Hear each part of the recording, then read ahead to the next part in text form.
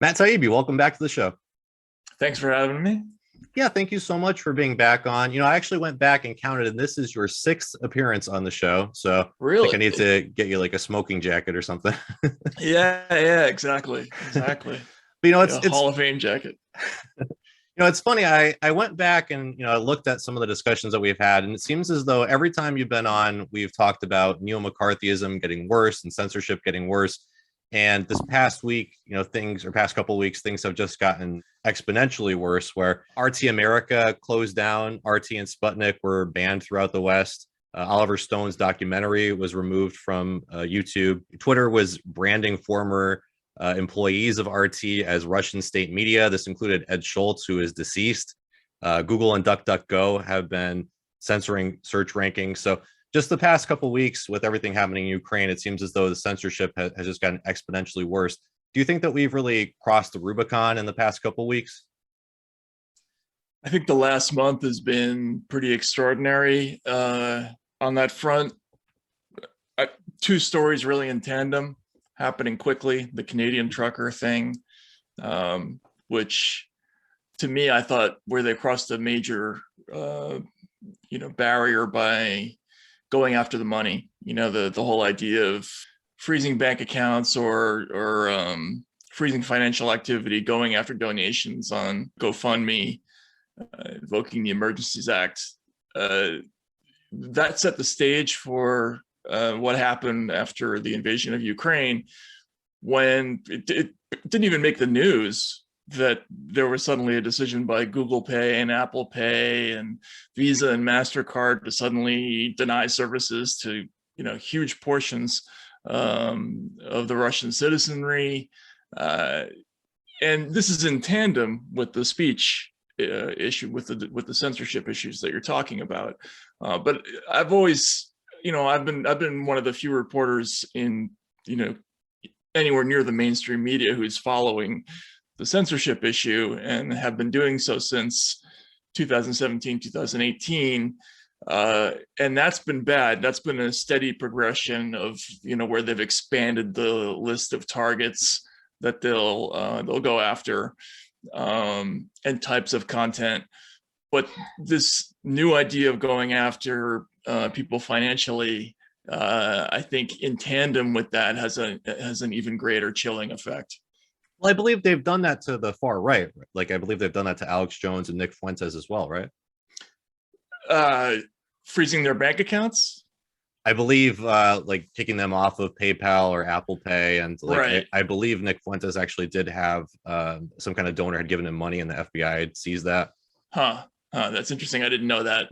Either way, it's serious, because I think for a lot of people who are on the internet, it's one thing to be worrying about a speech-based business, and then it's another thing to be worrying about somebody reaching into your pocketbook and taking your money away. And that's the biggest effect. Isn't going to be on people who are censored. It's going to be on people who self-censor before it comes to that. And I think you're seeing a lot of that already with this Ukraine story, where clearly a lot of people are afraid to go near certain topics. I mean, even the subject of censorship, ironically, because nobody is covering that all these people are getting deplatformed. Right. Yeah. And contrast that with the enormous amount of coverage of, appropriately, of the censorship that's going on in Russia. I was there when the crackdown on the press, it started under Yeltsin. It was pretty intense, but it grew significantly worse under Putin. But these measures that have been undertaken in the last month or so over there are extremely serious. They should be covered, very aggressively. But it's ironic and disturbing that we're not seeing a commensurate amount of coverage or even discussion about what we're doing. I mean, like this, when the EU steps in and imposes sanctions, and not only just sort of removes RT and Sputnik from the air, but goes after individual accounts that were citing those sources. That was a major step by a government to undertake an act of censorship, and it barely made the news in the United States. I mean, if it was mentioned, it was mentioned as in passing, as sort of a necessary good thing that happened, and I just didn't see much discussion of it. So it's been amazing to watch. And in the United States, it's kind of been pitched as private companies are the ones who are deplatforming and censoring. However, when you look at a case like Alex Jones, or when you look at what happened with RT America, the kind of coordination that happens, it kind of suggests as though the government is influencing that a bit. And we've seen, even I believe congressmen have spoken out against Russian ads, or like I think there was something introduced recently about further doing censorship against Russian state media. So do you think that this could raise a First Amendment issue if the government is effectively directing these private companies to censor and deplatform Americans?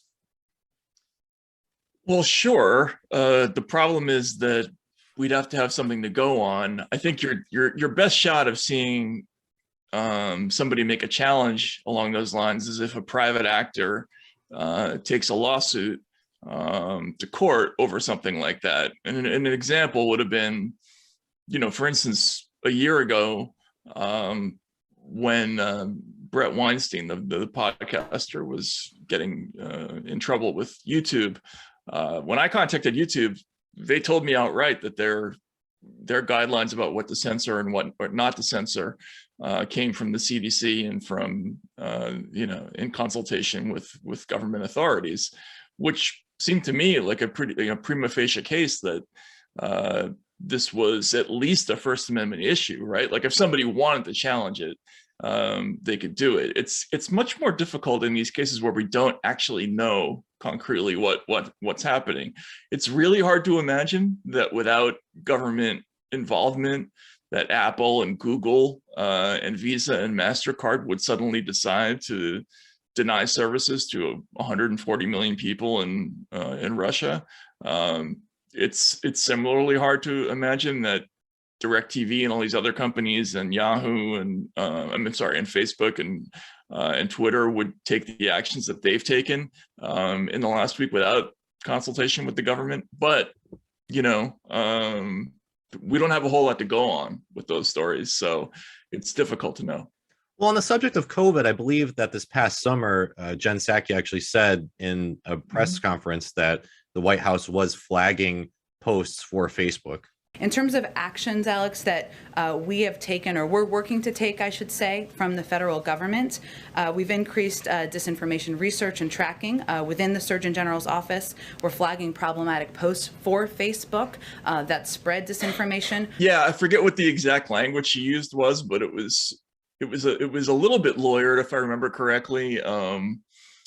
But yeah, no, it's been clear that they've been consulting at the very least with these companies about what kinds of content would be considered violative or would constitute misinformation. Like they might have some way that they would consider a legal out, and we just don't know what the process is. It's just because we don't have enough information about exactly how they come to these decisions. We don't know how that relationship works. Is it formal, informal? I mean, clearly, these companies like Google and Facebook and Twitter have been under an implied threat of increased regulation, increased taxation for years now. And they've made that overt when they've been dragged to the Hill to testify about Russian interference and a variety of other subjects. But we don't know exactly what those terms are. Are they meeting with them behind closed doors and saying, look, you got to let a team of FBI people go through this, your database, or we're going to, enact Mark Warner's white paper on increased regulation of Silicon Valley? Like we don't know any of that stuff, so it's very difficult to know exactly what's going on. And I think what leads up to all of this censorship is, a lot of vilification beforehand. So, I mean, obviously, Alex Jones was despised for a lot of reasons.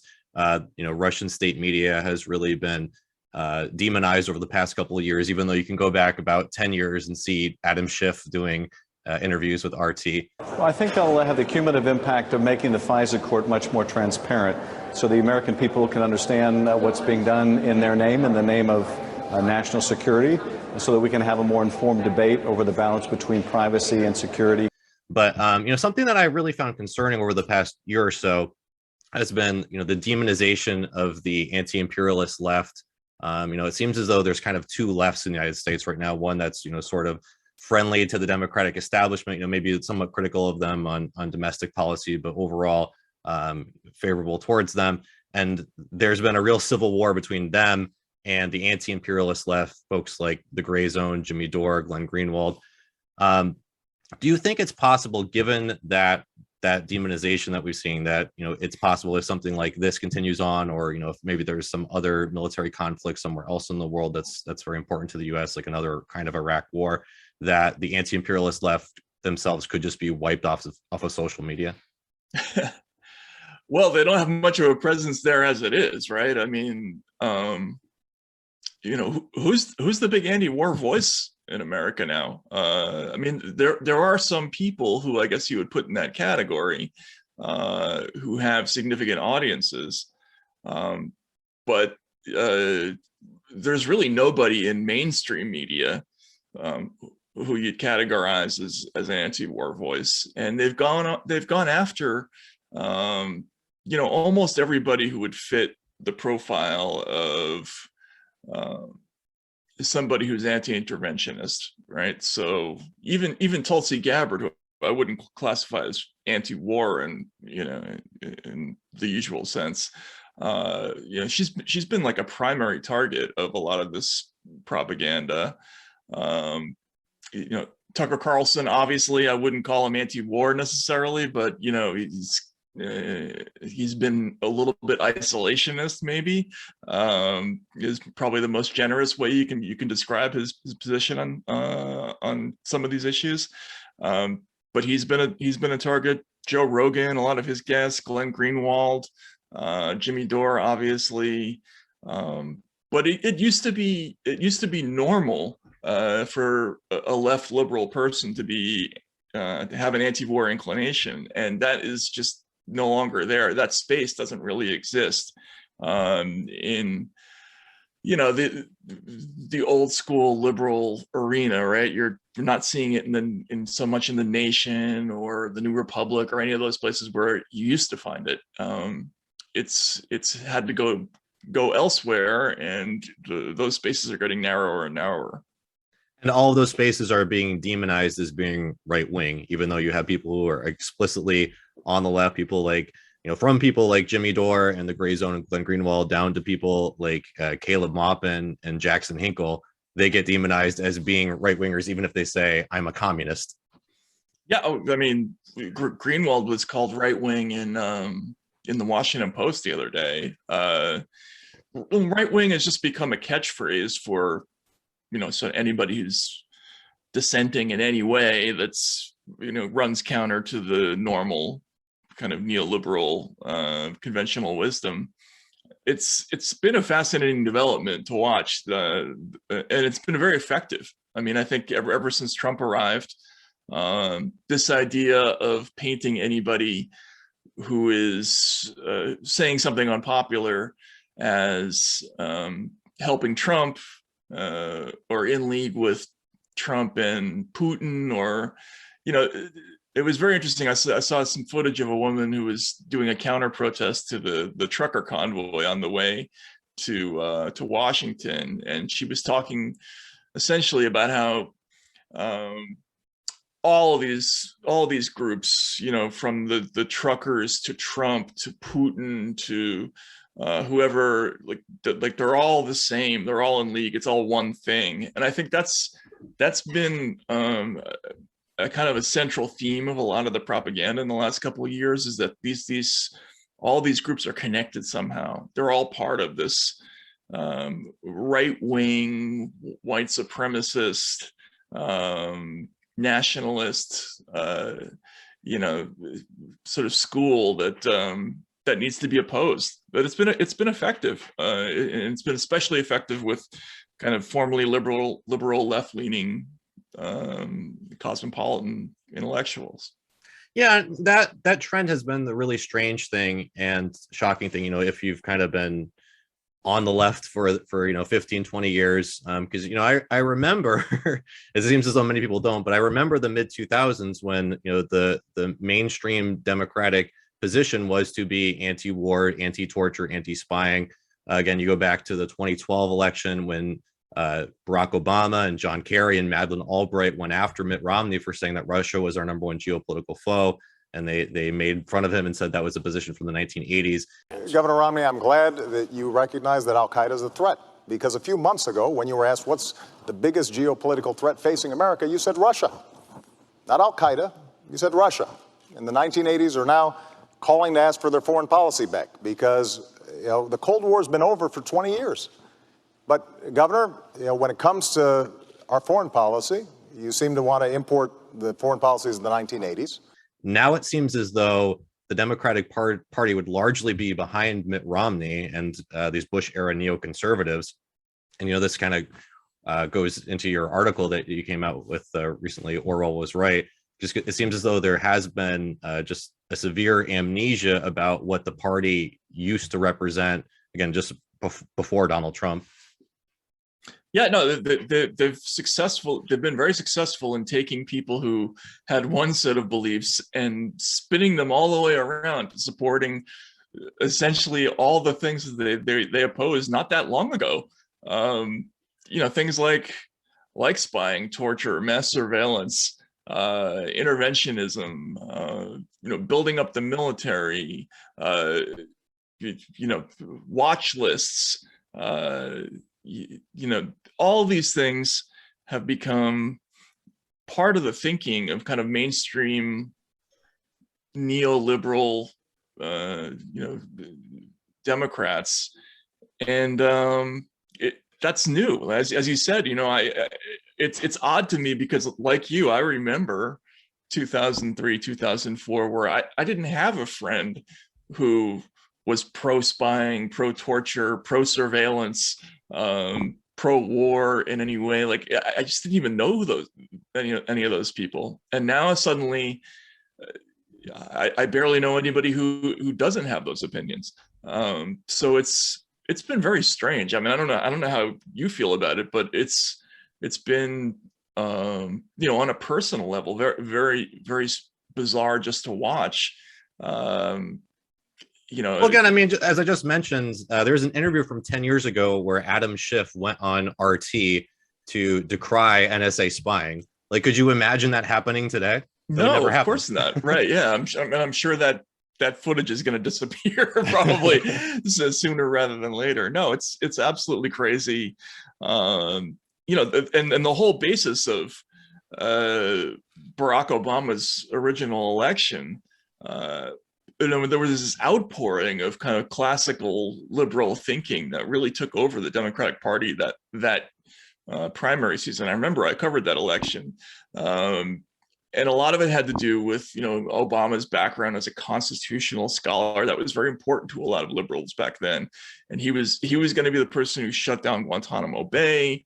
There was a very important debate early on where he said something to the effect of, I don't see why we shouldn't talk to Cuba and Syria, leaders of Cuba and Syria and, Iran, North Korea. And Hillary Clinton sort of bashed him, saying, what are you doing? The United States should never be in the business of being in dialogue with rogue states. But that was very much a liberal position, this idea of we should talk even to our enemies. We should listen to people, even with whom we disagree. And that made Obama instantly popular at a time when he was actually trailing her in the polls. And so all those things were, I think, crucial. This idea that he was the only candidate in the field who could credibly be described as having some kind of record of opposing the Iraq war invasion, that really put him over the edge in that crucial 2008 race. where's the party now? It's a completely different attitude. And I'm not talking about the politicians in the party. I'm talking about the actual voters. The people who are the intellectual leaders of the party. They're just different. They have different views. I don't know what how to explain that to you. Again, I think it just goes back to Donald Trump. I think because Donald Trump capitalized on the popular sentiment that the Iraq War was a mistake, and just dissatisfaction with the Washington elite generally, that seems to have pushed liberals towards defending war, defending interventionism, and defending the establishment. Right, but you would think the logical response to Trump's rise and his win, which was such a freak accident in so many levels, like it could so easily have been avoided. The logical response should have been to say, all right, well, how could this guy possibly have won? Where did we screw up so badly that people in that quantity voted for this person over us?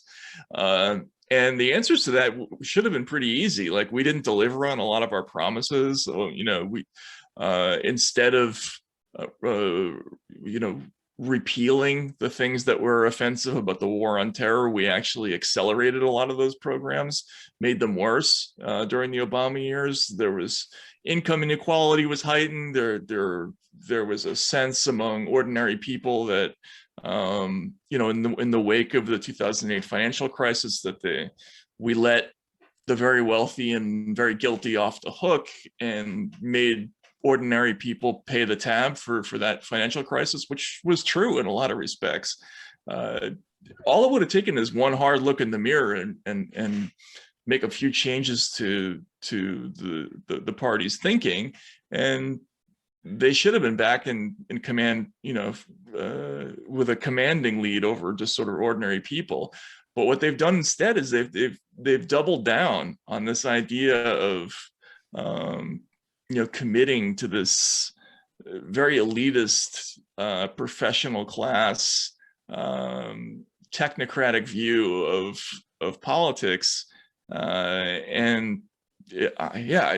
it's baffling to me. I mean, on the one hand, it is tragic because it's really pushing the country away from liberal values. But at the same time, I mean, it has been successful for the Democratic Party, for the elites, for the bipartisan neocons. Don't you think?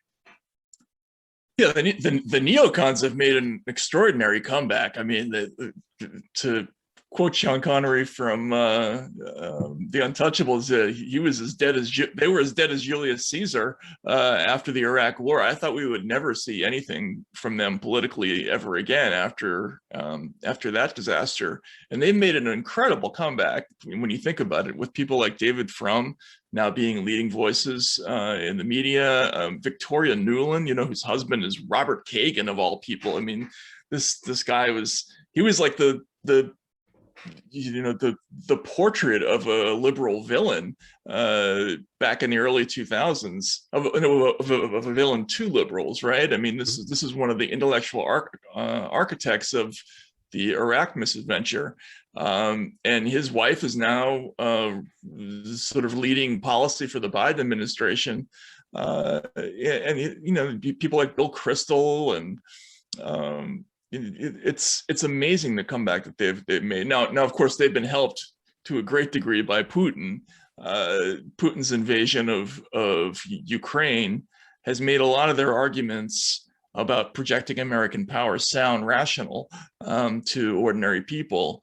I would argue that it's a lot more complicated than that. That the backstory of what happened in Russia might have had a lot to do with their own policies back in the 90s. And even honestly, that's even something that I think has disappeared too, because I remember in the mid-2000s when we were talking about, hey, arming the Mujahideen may have been a bad idea because it led to this blowback. I mean, you even saw Ron Paul saying stuff like that, the Republican debates, but that was also, Dennis Kucinich and Mike Gravel would say that in the Democratic debates. And I don't see anybody talking about how NATO expansion or the 2014 coup or even again, if you go back to the 1996 interference in Russia's election, how that led to Putin, like there's no analysis of that. It's only like, Putin or, Xi or Assad or whoever the bad guy du jour is. It's just kind of viewing them in a vacuum, absent of any analysis of how U.S. policy contributed to that. Yeah, they sort of exist without context in their finalized form of ultimate evil, right? Like, and it's amazing how consistent these narratives are, right? Whether it was Manuel Noriega in the late 80s, who he was one of ours, and then suddenly he became, the devil incarnate and had to be removed immediately. And then it was Saddam Hussein, who, of course, also was sort of one of ours at one point. Yeah. And then he became, the evil incarnate. We had to be removed twice. And we've done this over and over again. Obviously, the situation with Putin is extremely complicated, and there's a lot of history there that most Americans don't know about. How he came to power, how he was originally sort of viewed as somebody who was within our camp. He was brought in by Yeltsin essentially to guarantee Yeltsin's safe passage out of power when he was getting ready to leave the presidency. And for a while, he was viewed as someone, a man with whom we could do business, our man in Havana, that sort of thing. It wasn't for a while until a couple of years after his presidency started that the foreign policy establishment started to sort of officially sour on Putin. But it was known within Russia what he was and what kind of leader he was very early. It's just that the foreign policy establishment decided not to say anything about it, or officially had a different attitude toward him for quite a long time. But yeah, no, the context of all of that, as you mentioned, the 96 elections, the Maidan situation. See, to me, that plus NATO expansion, all of those moves played a role in heightening Russia's paranoia over the years. I don't believe that Russia's justified in going into Abkhazia or Georgia or Chechnya or any of those places, but they view themselves much the same way that the United States views itself, as a great power that has a right to exercise influence over its neighboring territories. And its feeling of paranoia and this idea that the West is trying them by trying to move into Georgia and Ukraine, that's very powerful among Russians. They do have a even among ordinary people, they're freaked out about that. So again, you came out with a new article called "Orwell Was Right," and I just wanted to read a little bit of it because I thought it was such a great article.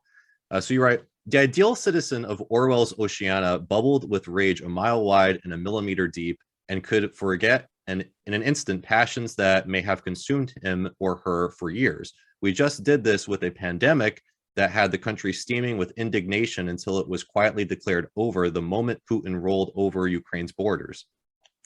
We switched from, quote, the pandemic of the unvaccinated, unquote, to, quote, Putin's price hikes in a snap. National outrage moved a few lobes over it with zero fuss, and now we hate new people. Instead of anti-vax Barbie, we're barring Russian and Belarusian kids from the Paralympics. A heartbeat ago, politicians and pundits all over were denouncing Canadian trucker protests over reports of swastikas. Now the swastika in the Ukrainian context has been unbanned by Facebook. You can buy Azov Battalion mugs and t-shirts on Amazon, and we have headlines like, are there really neo-Nazis fighting for Ukraine? Well, yes, but it's a long story." That was Salon. I love that. Yeah. So, I mean, I think that you really do highlight here just how strong, this amnesia is. And again, like the pandemic seemingly ended the second that the war started, which, was really good timing too, because there was actually, there was a report that came out that the Democrats were told by a consulting firm that the pandemic restrictions were unpopular. And this was about a week before the invasion. So, that's another thing too, just given because gas prices and inflation were going up prior to the invasion, even though, it's now being blamed exclusively on Putin. Honestly, if I was a conspiracy theorist, I would almost think that, Putin did it to help Biden, because it is, the timing of it has just been so perfect to kind of assist the Democrats going into the midterm election. That is, of course, assuming it doesn't result in in global nuclear warfare. Right. Yeah. If there isn't thermonuclear war before that. Yeah. Obviously it's not I don't think there was a scheme to get Putin to invade Ukraine to, like a wag the dog type of situation. I don't either. I'm just saying, like, the timing could not have been more perfect. Of course. Yeah. Yeah. But I think what's crucial to this whole thing, though, is that we've spent the last 6 or 7 years training American media consumers to behave in a certain way. And the way we respond to news stories is just totally different from the way we used to consume the news. I mean, I actually don't know how old you are, but back in the day, I'm gonna actually be 36 in a couple weeks. Oh, really? Okay. So I'm much older than you. I feel embarrassed to admit this, but Walter Cronkite used to end every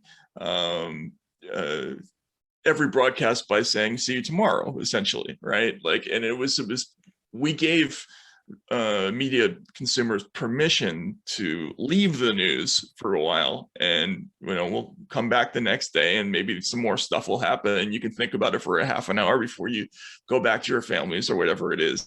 Now with social media and sort of interacting with commercial news, we want the consumer who's glued all the time to content. That's why there's a handoff when Rachel Maddow's show ends and Lawrence O'Donnell's begins. Like, we never want you to get off the air. We want you in a state of constant freak out always, because that's commercially the way this works. Like, you see more ads, there's more money to be made by people who are in a state of agitation. That's why they discovered late in the 90s, when the Bill Clinton and Monica Lewinsky situation happened, that when there's a feeling of emergency, when there's a sense that something incredible like the end of a presidency can happen, that news businesses can make a lot of money by creating this idea that you can't turn the channel off or else you're going to miss the thing, right? So as a strategy in the news, we started to sell every story as an emergency, which created this kind of hypersensitive, always agitated media consumer who was sort of always freaked out, afraid, panicked. And that state of panic made them very disinclined to think logically about things, or to remember, or to do a lot of remembering. They wanted an emotional reaction to the news, and usually the reaction they were going for was rage or anger. So you think back over the last 6 years about all these stories that have been ginned up, whether it's Bountygate or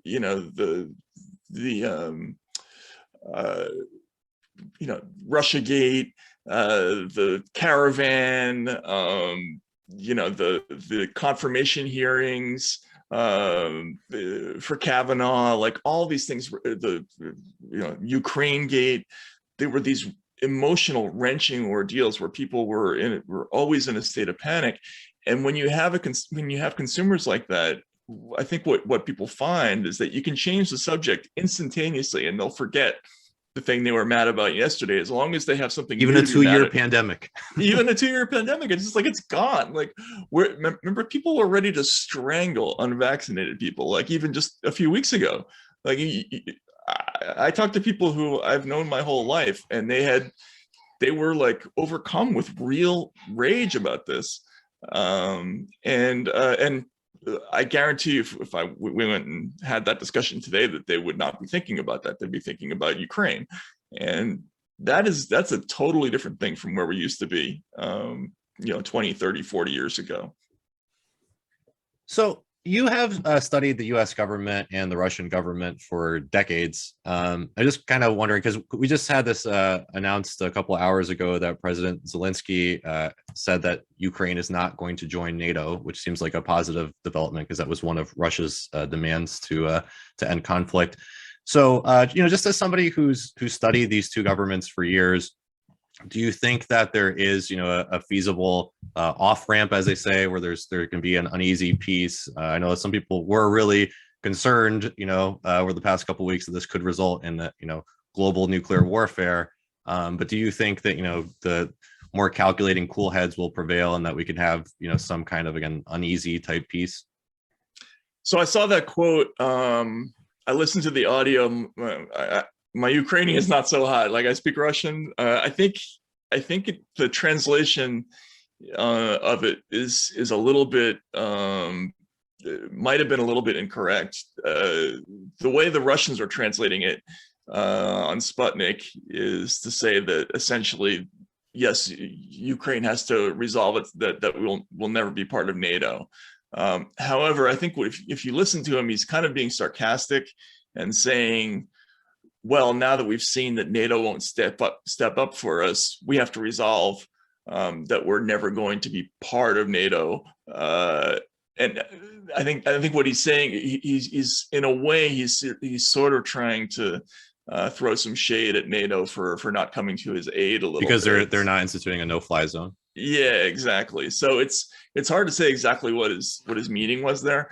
However, you ask a good question, because I think behind the scenes, and this is the old Sun Tzu thing about building the golden bridge for your enemies, so that there's a way that they can get out of a conflict. Like you always have to have an exit strategy for your enemies. And well, what is it for Putin in this case? I mean, how do we come to an end to this thing? How do we get all this bloodshed to stop? I think behind the scenes, if there was some kind of solution that they could negotiate whereby a tacit promise that Ukraine would never join NATO in return for a cessation of hostilities in the rest of Ukraine, with probably something like de facto Russian control over the disputed territories in the east. That's probably, I'm imagining, what the end game to this whole thing was for the Russians. They probably wanted to install a new government in Ukraine. At this point, I don't see how that could happen, but they would probably live with some kind of pledge of neutrality that came from Zelensky. But even talking in that direction is so taboo in American pop culture right now, that we can't even have the discussion about what would be an acceptable end game, because everything is all about escalation right now. I mean, the only thing people are talking about is how are we going to help Ukraine militarily, and then how do we regime change Russia? That's become a concrete part of the dialogue, and obviously that's not going to be acceptable to the Russians. And that's why I'm worried about this whole thing, is because the logic of this situation is that this is an existential crisis for Russia. They cannot countenance a military defeat in Ukraine. Probably Putin's government will collapse, so they will level the whole country if they have to, rather than lose. And we don't want to see that happen. So how do we avoid that happening? And I'm just worried that there won't be anybody in a position of responsibility in the West who'll have the wisdom and foresight to create an out for Russia. Well, to give some credit to the administration, I mean, just because the aggressiveness that you hear from some pundits has been so off the wall about instituting a no-fly zone and just extremely ramping up tensions to the point of World War III. Like, I think you do have to give the administration some credit that they aren't instituting a no-fly zone, and that they've specifically said we're not going to fight in Ukraine, and that seemingly Ukraine will not be joining NATO. Yes, no, they have said those things, and that is great. It's a great sign that they it seemed like it was a priority for Biden to reassure the American people that we're not going to be sending troops into the region. However, these things sort of acquire a logic of their own after a while, and political pressures become irresistible for people. And I just worry that it's going to be very difficult for anybody to come up with a negotiated solution to this problem without looking like they're giving Putin a PR victory, right? So there's going to be an incredible pressure to try to achieve a military victory in Ukraine, which would be difficult without our direct involvement, and it will be difficult also to see an ending that has Russian troops still in Luhansk and Donetsk at the end of this. I think there's going to be a lot of people in the West who will consider that a bright line. So that's what I'm worried about at the end. But you're absolutely right. I've been pleasantly surprised by the restraint so far of the Biden government. I think that the economy is probably just going to, keep suffering either from this or from things that were happening beforehand, or, not even in relation to this with, the Federal Reserve raising interest rates. Student loan payments are set to resume on May 1st. I don't know if that'll actually happen or not, but that's supposed to happen. Inflation is still at 7 or 8%, which is 40-year high. Oil prices are higher. Wheat prices are higher, which you're saying could lead to a global food shortage. If the economy really does suffer, what do you think that the strategy will be for Democrats going into the 22 election? Do you think that they will just continue to blame Putin for all of this? Yeah, I have no idea. Obviously, the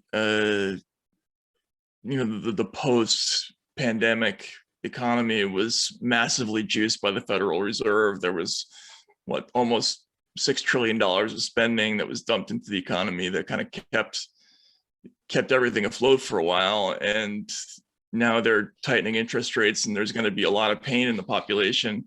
And that's not going to be a good situation for the Democrats going into the midterms, which is why I think this Ukraine conflict is becoming so important to them. I mean, they're literally calling up TikTok stars and having them do public service messages trying to link the economic problems to Putin. Which honestly, that is kind of savvy. I mean, it shows that they're trying to have an influence on younger voters.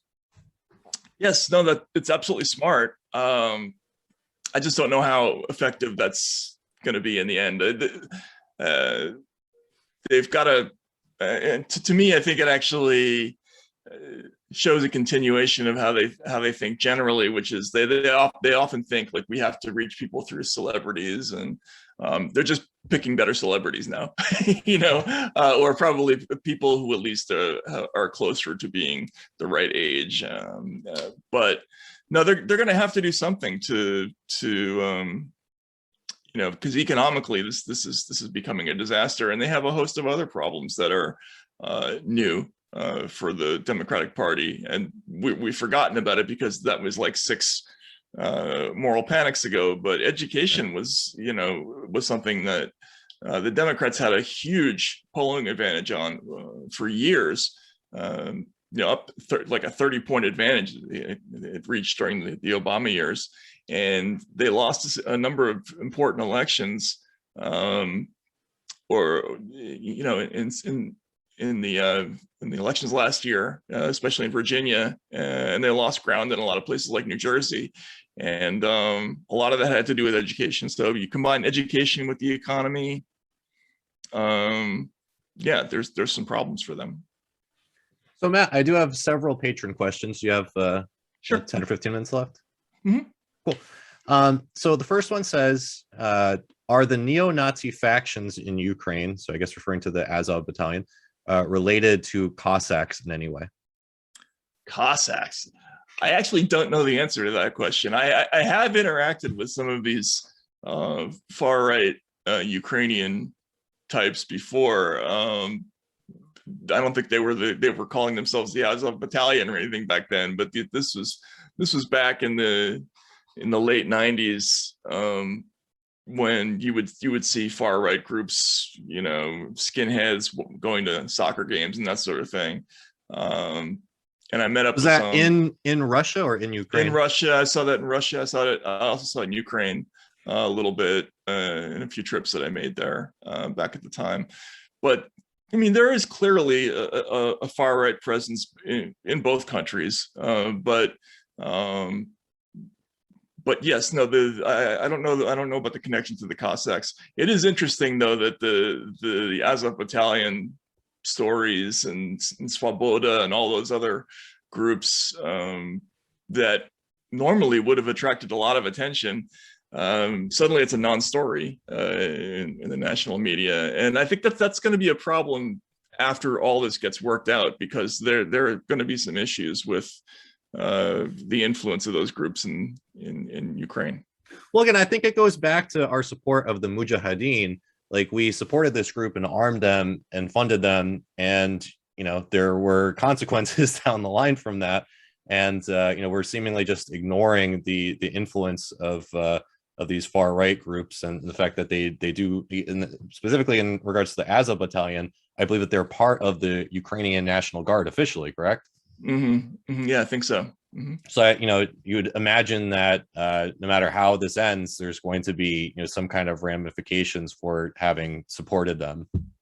Yeah, absolutely. I had a debate a few weeks ago with Brett Stevens about interventionism, and he was talking about how arming the Mujahideen in Afghanistan had worked out so well for us, and I was so surprised by that comment, because it seemed to me like, well, except for the whole bin Laden thing, right? I mean, that seemed like a minor peccadillo as a result of those policies. But yeah, no, there could be some serious blowback from this eventually. Also, I think the imagery of the West siding with neo-Nazi groups is very powerful to Russians. And this is something that's difficult to explain to Americans, but Russians are people that have been repeatedly invaded over the course of their history. It's kind of in the cultural memory of this country that they've been overrun repeatedly, you know, from the West. And the last and worst time this happened, you know, involved Nazis, you know, coming east, and there was a lot of collaboration in Ukraine. Some of the absolute worst parts of that war for the Russians involved atrocities in Ukraine. So that imagery is going to be tough to wash away, those memories for the Russian people, if we care at all. Like, you know, that's the other thing. I no longer think that there's really any interest in trying to win over the hearts and minds of the Russian people, but that's going to be something to reckon with down the line. That you know, for Russians, that's a line that a big line to cross. So on the subject of the Mujahideen and Al Qaeda, I did have one subject from one patron that asks, was 9/11 a false flag? No, I don't believe so. I actually wrote a book where you know, I had some conflicts with 9/11 truthers once upon a time. No, I don't believe it was. I know some people who died in the, or at least have friends whose relatives died in 9/11. I never thought it was a false flag. I think there's significant evidence that the intelligence agencies knew a lot about the hijackers that they didn't act on, that they had information that they could have done something with and didn't. I think that's true, but I chalk that up to incompetence and not intent. So this is a pretty long question, so kind of bear with me. This is from Chet's mom. It says, I'm 57 and watched The Day After with my high school friends on TV. We were seriously shook after the 2 nights it aired. We all We all read Brave New World in 1984, just before the actual year 1984, and thought, wow, that's never going to happen. We made it past the imaginary deadline. So this is a two-part question, I guess. First part is, why do you think so many people, a lot of them in their 30s and 40s, who still think those books are science fiction, when it appears they've actually been a playbook for the USA in particular? Every new protection from misinformation, sensible censorship, has been cheered by the so-called left, which has then made the beginnings of 1984 possible right now. Why do people younger than I actually believe a limited nuclear strike would be survivable? Seems they think nuclear war would just end in a crazy Mad Max Walking Dead scenario. So two-part question. I get the thrust of the question. It's interesting, right? Because people in my generation, we grew up under the threat of nuclear war. It was like, it was drilled into us at an early age that this was sort of the primary fact of our existence globally, that there was this thing hanging over us that could happen at any time. And it was something that ordinary people really did think about a lot. I mean, you think about pop culture going back in the 80s, it was clearly on the minds of everybody, you know, from Prince 1999 to 99 Luftballons to the day after, to, you know, God knows what else. We thought about nuclear war. I mean, that was a thing that was, you know, it was very much an area of concern, particularly on the left, right? That was an area where yeah, there were like nuclear disarmament protests, or like even like nuclear power protests in the 80s, correct? Absolutely, there was a big movement for that everywhere. You know, not just about nuclear weapons, but nuclear power, right? Remember the 3 Mile Island, the China Syndrome, you know, Chernobyl, right? There was tremendous anxiety about nuclear weapons, and rightly so, because as we've subsequently found out, there were so many near misses and accidents that happened. And this was one of the things that I learned, because I was in Russia at the time. They were declassifying all these documents where we found out that, you know, but for some lieutenant in 1983 in the Soviet army, that there might have been a launch. Случилось неожиданно. It was completely unexpected, as such things usually are. The siren sounded very loudly, and I just sat there for a few seconds, staring at the screen with the word "launch" displayed in bold red letters. A minute later, the siren went off again. The second missile was launched, then the third, and the fourth, and the fifth. The computers changed their alerts from launch to missile strike. There were no rules about how long we were allowed to think before we reported a strike. But we knew that every second of delay took away valuable time that the Soviet Union's military and political leadership needed. And then I made my decision. I would not trust the computer. I picked up the telephone handset, spoke to my superiors, and reported that the alarm was false. But I, myself, was not sure until the very last moment. I knew perfectly well that nobody would be able to correct my mistake if I had made one. Boris Yeltsin also made a decision in 1992 within a couple of minutes. The systems had mistaken, I think it was a Finnish or a Scandinavian weather rocket or something like that for a launch, and they were about to hit us. I believe during the Cuban Missile Crisis also there was a nuclear submarine that disobeyed protocol and didn't launch when they should have. Wow. Yeah, well, I mean, and that doesn't even take into account all the accidents, right? Like, you know, nuclear warheads rolling overboard and ships and falling to the bottom of the ocean, or yeah, I read one article recently where you know, somebody was recounting something that happened at a U.S. missile site where like the missile had launched, you know, or like partially launched, but like the warhead came off of it or something. So just absolute madness. Yeah, no, there have been.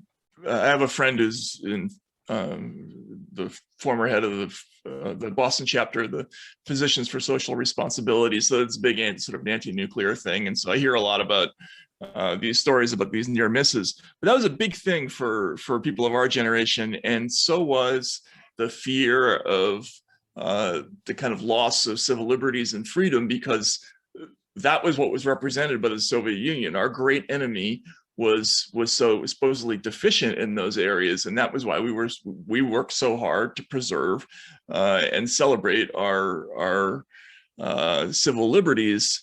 And it seems like the generation that came after the Gen Xers, they were raised kind of in this era of no longer being afraid of war, no longer being afraid of nuclear conflict, and also no longer being so worried about civil liberties. And I think that this began with, there was a time early in, you know, the war on terror when I think many liberals were really mobilized to try to protect civil liberties, but it's been gradually eaten away over the last 20 years or so, to where it's just not so much a consideration in the mainstream anymore. And it's a fascinating development, very sad, but it's amazing.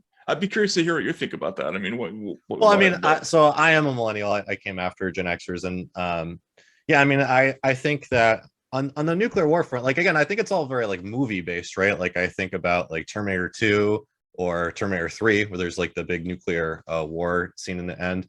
But like, as far as millennials being anti-war, I think that they were to a large degree during the mid 2000s.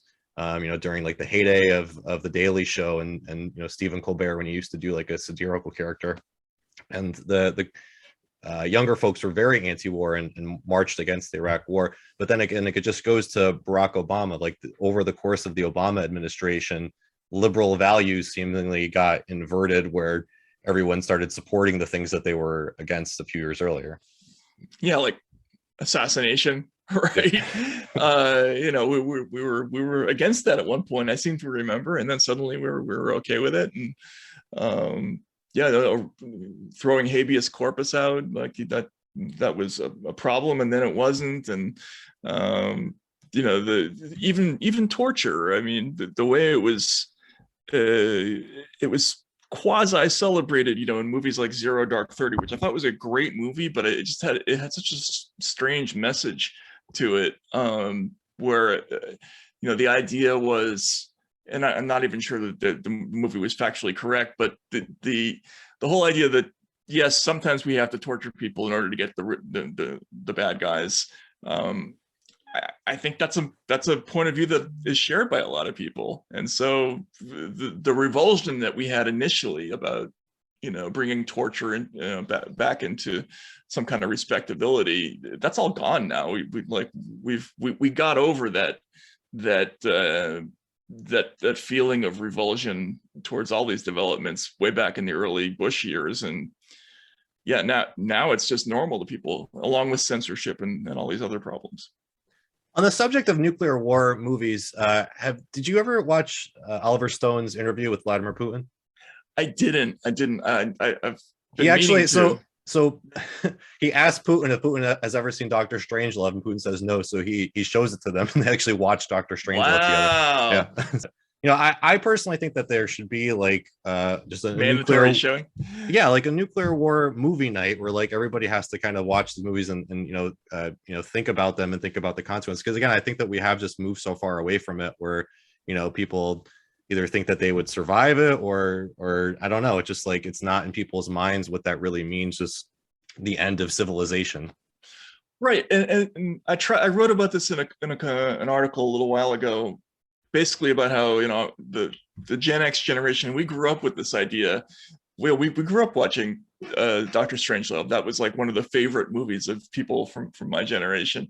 And the whole idea of the simultaneously horrifying and absurd side of war, that not only was war terrible and unsurvivable and you know, completely against you know, any positive human value, but it was also, it tended to be run by people who were crazy, completely crazy, right? Like, yeah, the part of the myth of stability in the nuclear era was this idea that, well, it's all going to be run by responsible people, and there's never going to be an accident, and everybody's going to do the rational thing, and nobody's ever going to, you know, approve a launch because that would be irrational. Well, as we've seen, people they're not rational. I mean, if anything, this Putin situation is proof of that, our leaders are not always rational people. They're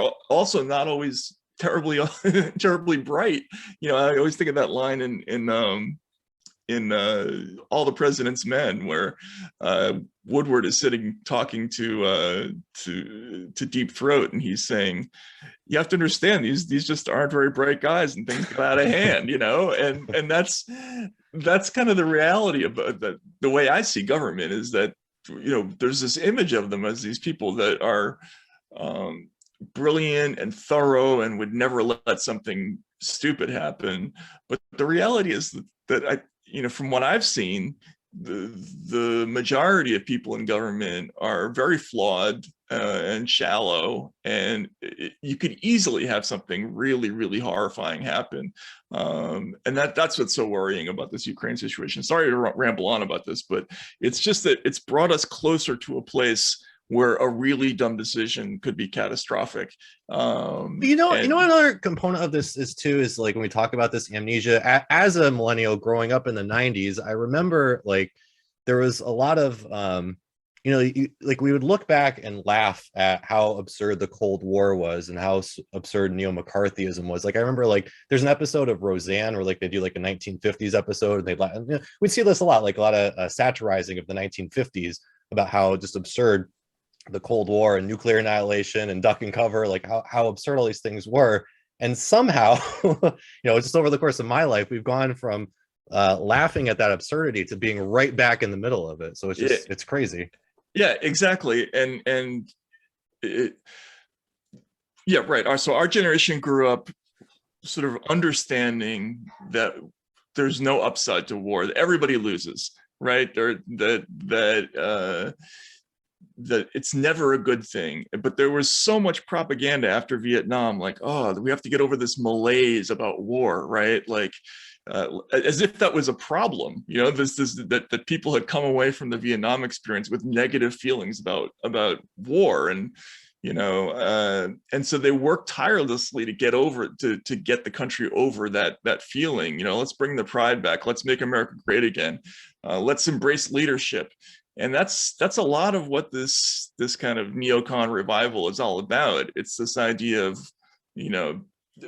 projecting force and using force can be a good thing. It's something we should embrace and not be terrified of. That's a significant development in the American psyche. Like we used to be, I think we had a healthy fear of it at one time, and now that fear has been whittled down to this, as we talked about at the beginning of this broadcast, to a pretty small space, at least publicly in the media. I think who knows how big it is in the actual population, but in the media world, there's just not a lot of that left. Matt, as always, I really appreciate you being back on the show today. It's always an honor to speak with you. I think I've told you before, prior to me ever doing the show, you were a real journalistic hero of mine. So it's really been an honor to have you on the show 6 times. And for folks out there who would like to follow you and stay up to date with you, how can they do that? I'm at taibbi.substack.com. And Primo, thank you so much for those kind words. I really, it means a lot to me. I hope your show does great. You got that kind of Charlie Rose thing going on now. It looks really cool. No, thanks so much for having me on. It's terrific, and hope to talk to you again soon.